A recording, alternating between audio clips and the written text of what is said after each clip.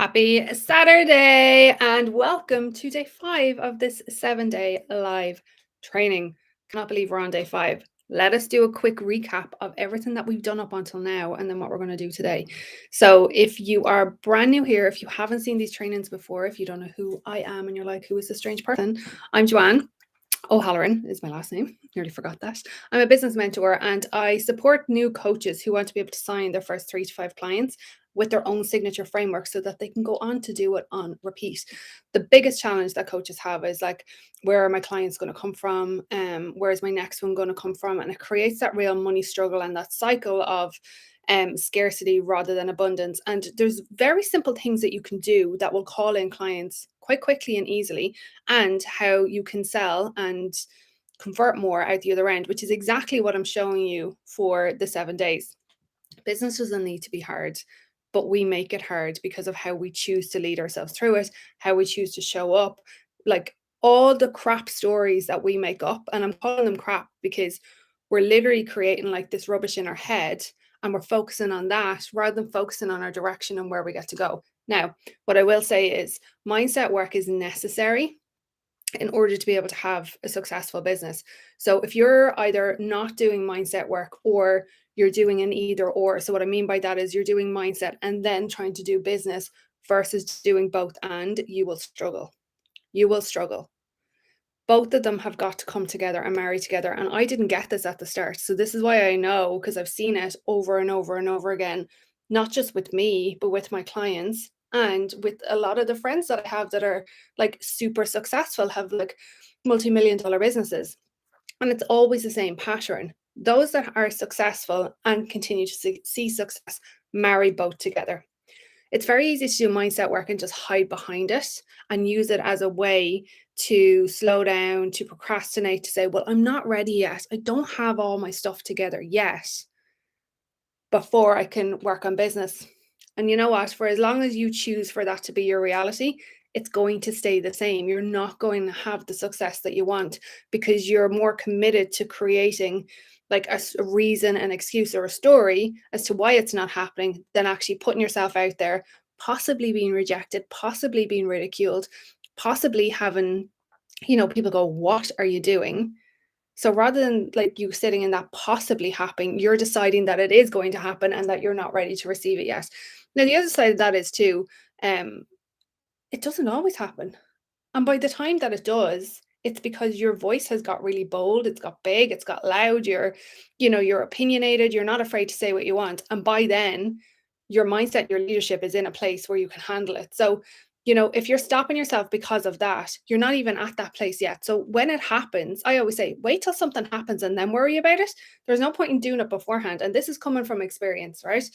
But let's have a recap of what we've already done up until now and what we're going to do today. Because today is one that I know people, the same way yesterday's one, like it's super juicy. It's the meat to the potatoes. It's the bit that you really want, right? It's like those crunchy, chewy bits, at the end of a cake that you're just like, or like the burnt end bits on meat, like on a barbecue. It's this kind of stuff. But before we even get to this stage, there's other things that get to be in place first.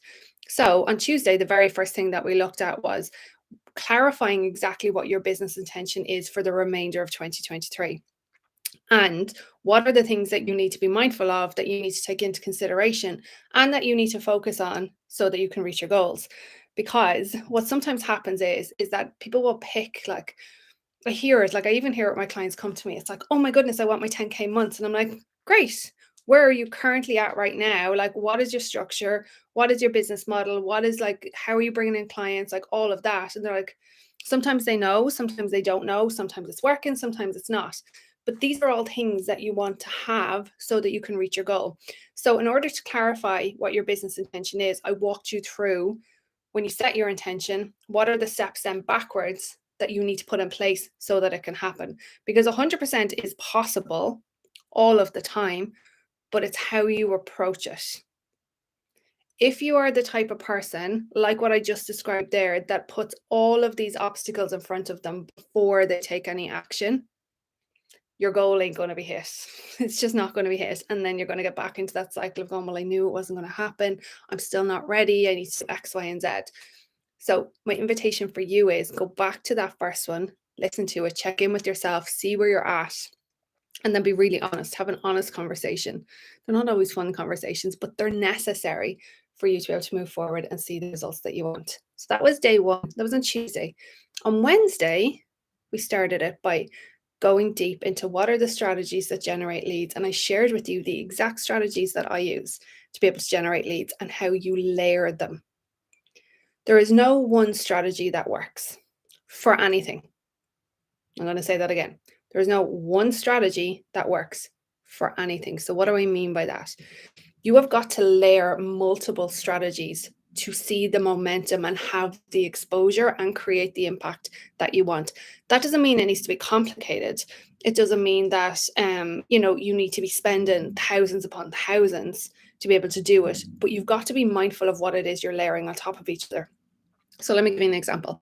If right now your focus is solely on social media, that's great. The first thing is, where is your focus going on social media and what are you focusing them onto? Are you bringing them? Are you pulling them into somewhere so that you can actually build a relationship with people and make your life easier by automating stuff? If not, then that's where you get to go, right? Because there's layers of stuff that are missing for you. So, and I've shared this story so many times. When I first started in business, I was told to be on every single solitary platform. Worst advice I have ever received. And I understand the person was coming from, a really good place in terms of, you want to be visible, you want to get yourself out there, and you want to get your message out there. But the problem with that is, number one, my ideal client isn't on every single solitary platform. Number two, that is a lot of time and effort and energy to be putting into things. And number three, it is the quickest way to burn out, to self-sabotage. Number four, it's very easy to just stay on the platform that is comfortable for you, and then everything else gets diluted and you're missing stuff. There's a lot of algorithms to be able to figure out. And until you have a team to do it, why would you do that? I actually think it's very dangerous for people to share that, you need to be on multiple platforms when you're starting out.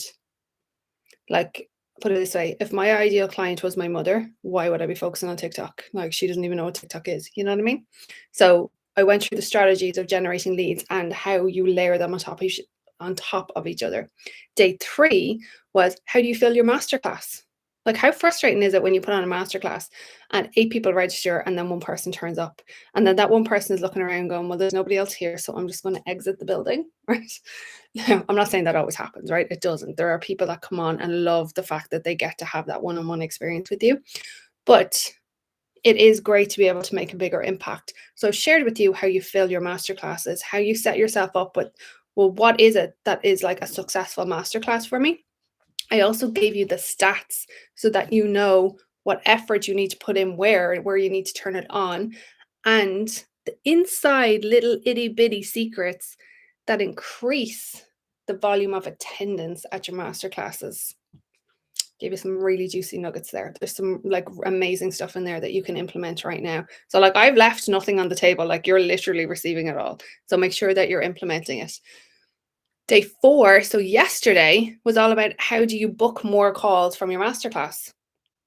Because even if there's one person on there, there's no reason why that one person wouldn't book a call with you, particularly if they've had that one-on-one experience with you. They've been able to see what it's like to be coached by you, to be nurtured by you, to be loved by you, to receive information from you. So why wouldn't they book a call?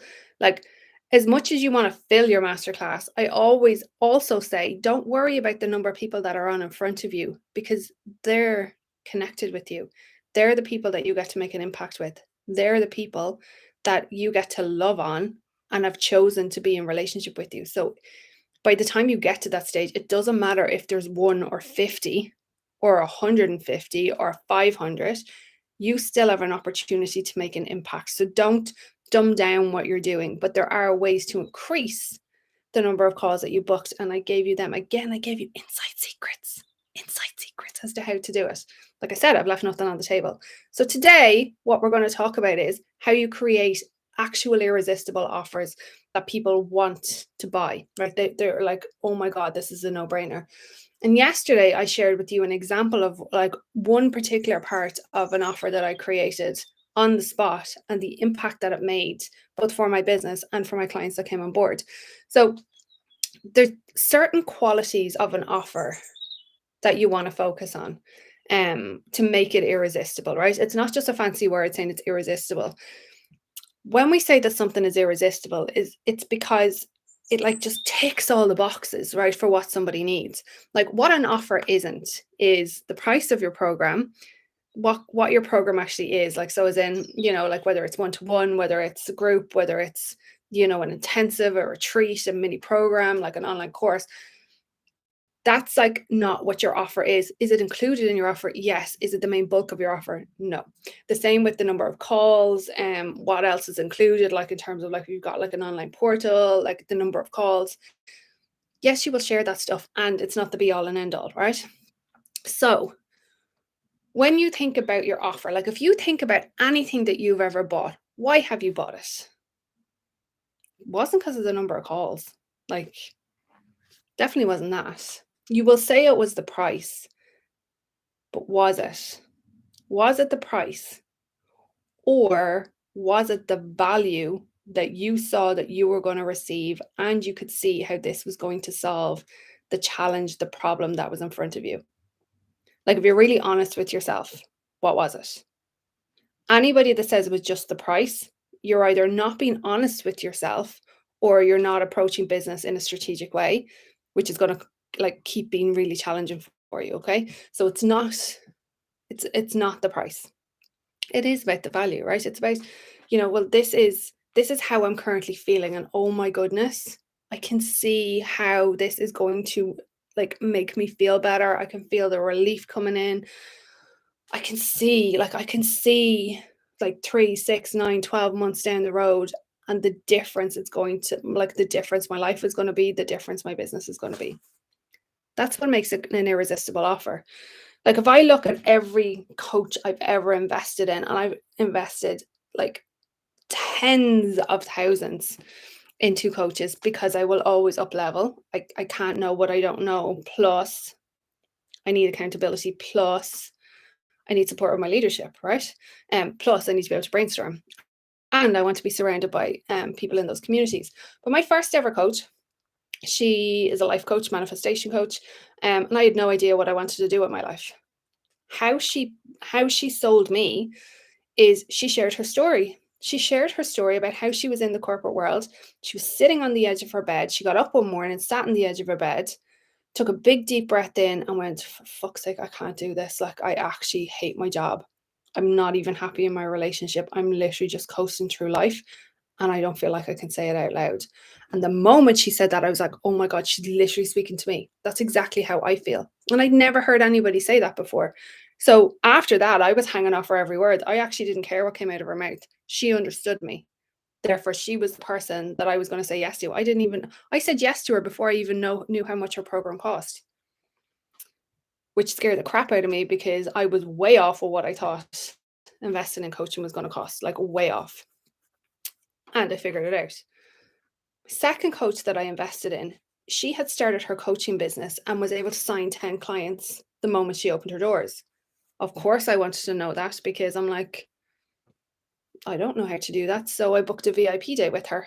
And I've shared this before, and I'm going to continue to share it. Everything that she went through with me on the day, I discarded and discounted, completely disregarded. What I mean by that is, what she shared with me was so valuable. However, for me, my ego was like, no, I'm not doing that. That's not going big enough for me. That's not making the big enough impact that I want. Therefore, I'm not going to do that. So what I was really saying was, I'm going to do it my way, even though her way worked. I know better, right? And I know there's people out there that have done this, because I had a conversation with like a brand new client yesterday who said the same thing. She's like, that's what landed with me when you said that you did that. She was like, she said it was mulling over in my mind, and I could see that I did that too. A lot of people do it. But this is where your mindset comes in, and your leadership. If you're not aware of what you're doing, it's not going to change. The third coach I invested in, I stayed with for 2 years, and I love her. I'm still in her world now, even though she's not my direct mentor. I am literally obsessed with this woman because she's generous, she's creative, she's courageous, she doesn't give a shit like what other people say. She like is all about community and building wealth, and she is like a powerful stand. But what hooked me in with her was it was on day one. She did a five, no, she did a 7-day challenge. And on day one, she talked about what was getting in the way of business was not knowing how to build an audience first. Therefore, you didn't have anything to sell to. So it was like trying to constantly dig a hole in the sand that was filling up with water. And I was like, yeah. And she was like, and you're drowning in that water. I was like, yep, that's me. So everything she said after that just added on to the fact that I'd already felt seen and heard. And she kept adding to it and adding to it and adding to it and adding to it. So I was ready with my card, right? And I always remember this because I had been on, this was during COVID, and I had been on, for my 40th birthday, I wanted to go on a cruise. Obviously, the cruise didn't happen. Could have pushed it out, but I was like, what's the point? It was meant to be for my 40th. It was with my ex. I'm like, I'm not, it's just a whole piece that we just get to leave behind. So I had asked the company for the money back, and they were like, yeah, but it could take 14 days to process. And I was like, fuck, because I really wanted the money for her. Anyway, I was sitting there and like my manifestation, I'm like, no, it's gonna come. It's gonna come. It's gonna come. It's gonna come. It's gonna come. I was like manifesting it. I'm like, no, every manifestation tool, technique, way of being that I could think of, I was doing. Like I was visualizing as I was walking, like he was sitting on the loo, I was visualizing. I'm like, no, it's happening. True enough, the money came in at 4 o'clock and she made her offer at 5 o'clock. I'm like, oh, yes. So my card was out. I couldn't afford her top offer, but I could afford her middle offer. And her middle offer like gave me an opportunity to literally be in her space with her, to be connected with her, to learn from her, to be in the community, to really experience it. And I'm like, boom, in. And she continued to offer generously from there. And I ended up being in her world, like I said, literally being mentored by her for 2 years. And then my current mentor, who I just adore, she is very methodical. She's a great eye for things. It's like pure strategy, but methodical, logical strategy. And after being in like the high energy, high vibe world, which is totally me, I'm also aware I can get lost in that, right? So Nick offers something completely different, which is like around the strategy and like building it and the connection and strategically putting the building blocks in place for scale to completely scale your business. So she completely fit with me. But the emotional piece, the value piece for me with her was the safety piece of knowing that there was that, here's where you go next, here's where you go next, here's where you go next. Because after having such like a boost in my business for so long, I then didn't know where to go. So having Nick there to be able to show me that, I was like, score. So do you hear what I'm saying as I'm sharing this? Each time I bought, it was the emotional value that they provided with the solution to the problem that I had is what connected me to them. This is what makes an offer irresistible, because each time I've shared the same thing. It did not matter what the offer was, as in it didn't matter what the price didn't. Okay, let me say this. It didn't matter what the price was. It didn't matter what the content of the program was. They were solving my problem. They were solving the challenge that I had, and I could see the logic and the structure and the flow of how it was going to go. Now let me go back to that when I'm saying the price didn't matter.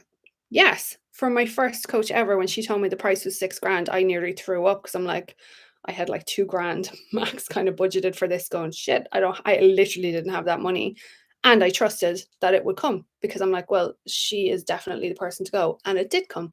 The same with the second person, the same with the third person. And the third person, like, was something like, I think I invested something like 20 grand in that. Like with Nick, it's like 18 grand, So like there are tens of thousands that are being spent.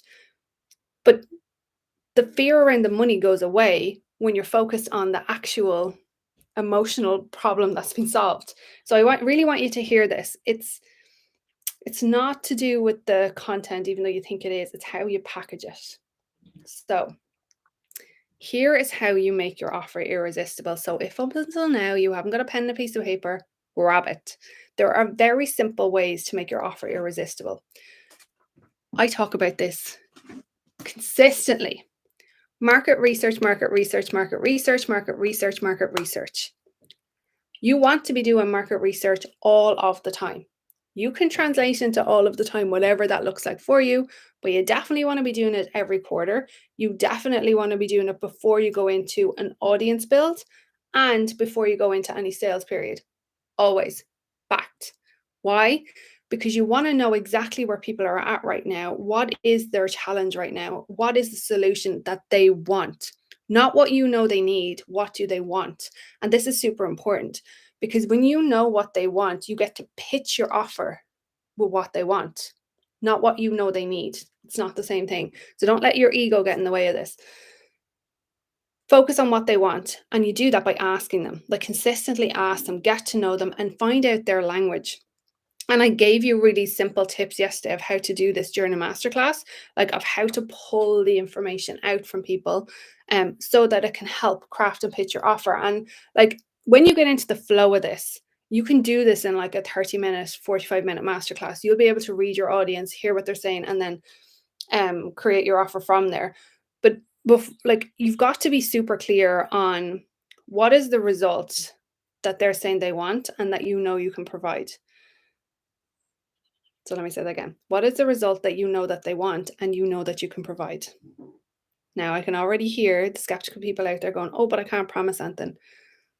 I'm going to get you to check in with yourself about that because what is it that you're saying you can't promise? Yes, people are responsible for their results. Fact, right? Your responsibility doesn't take away from theirs.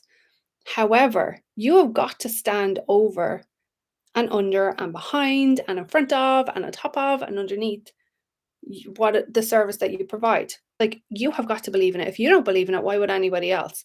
So if you don't have that full body belief and you're not saying, my promise to you is X, like you're right. You cannot promise people, you cannot guarantee somebody a result. But what you can do is promise them that like they follow these steps. They put in the effort. They do exactly what you're sharing with them to do. They lean in for coaching. Um, then they will create results. The results that people create are down to what they put into it. And you would share that with them, right? You would share that with them.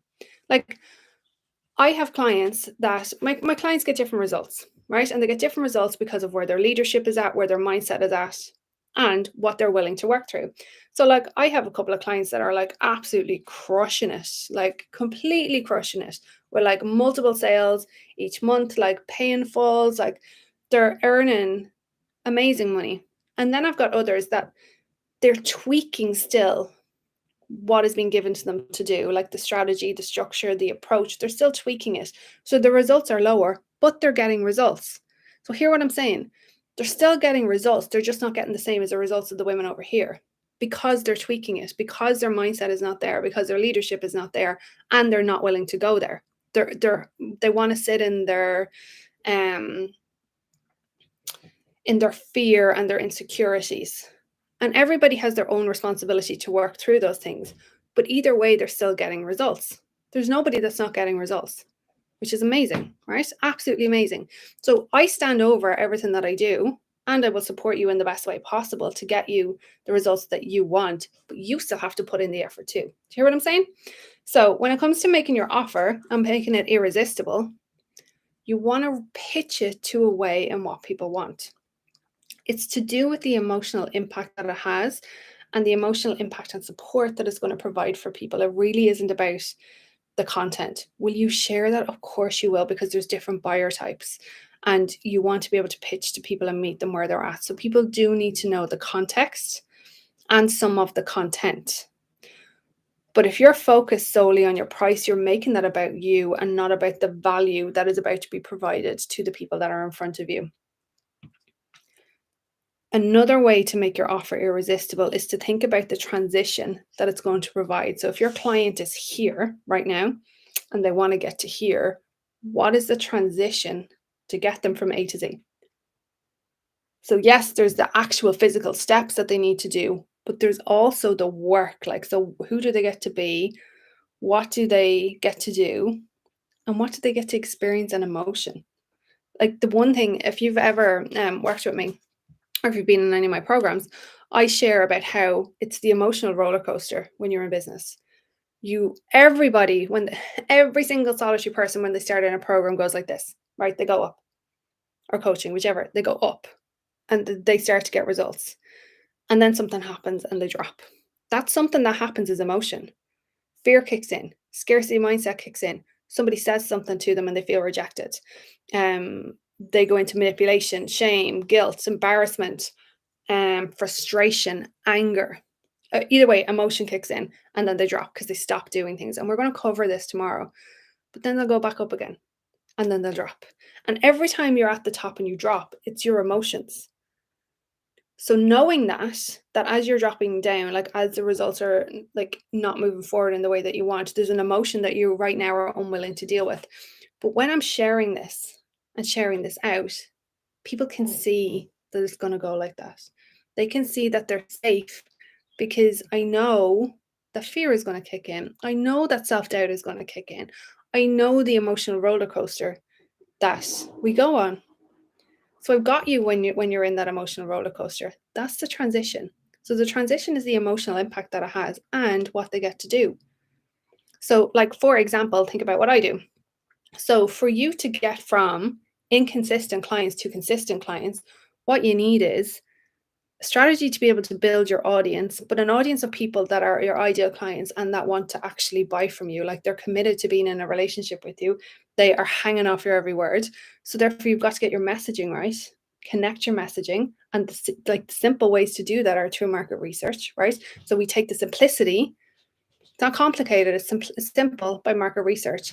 And then we inject that into packaging your offers so that when you're putting them out there, they sell. And then we layer how you sell so that you have the automations that are there so that you're not on all the time, but the sales are happening. Who doesn't want that? Like, who doesn't want that? Like I just said there, every single solitary one of my clients are getting results. Their results will look different, but they're all getting results. There's not one of them that hasn't built an audience. Not one. So what does that say? It works. It works. Now, the volume of the audience that they build depends on the effort that they put into it. I'm not talking about like a huge amount of time, but I'm talking about managing their mind around it. That matters. So like I said, an irresistible offer is about creating that emotional pull for them, that you're solving that emotional problem that they don't want to feel, that you're giving them the solution about what they want. It really is about what they want. And remember, you've got to be excited about it too. If you're not excited about it, nobody else is going to be, right? Nobody else is going to be. However, if your mindset is still in that place where you're like, oh, I want to hold back, I need things to be perfect. They need to look a particular way before I'm going to do it. I want to make sure that, I've tested it out enough. I need to have all my graphics done, like all these things. Then definitely tune in tomorrow, because I'm going to talk into a good bit about procrastination, what it really means, where it's really coming from, and how it really is keeping you in that like spiral cycle, hamster wheel of not actually doing anything, and how it's actually really sabotaging you. It's also really bad for your health. So I'm going to go deep on that tomorrow, and let's go there, right? Just open yourself up to going there and to getting curious about how it's showing up for you and where you're feeling it in your life, in your body, and like your experiences. And I'm going to give you techniques to support you moving past it. The one thing I'll say to you is you're going to have to choose it. It's going to be a little bit uncomfortable, but if you choose it, you'll be super grateful for it, like super grateful. So join me tomorrow at 12:30 and I will see you then.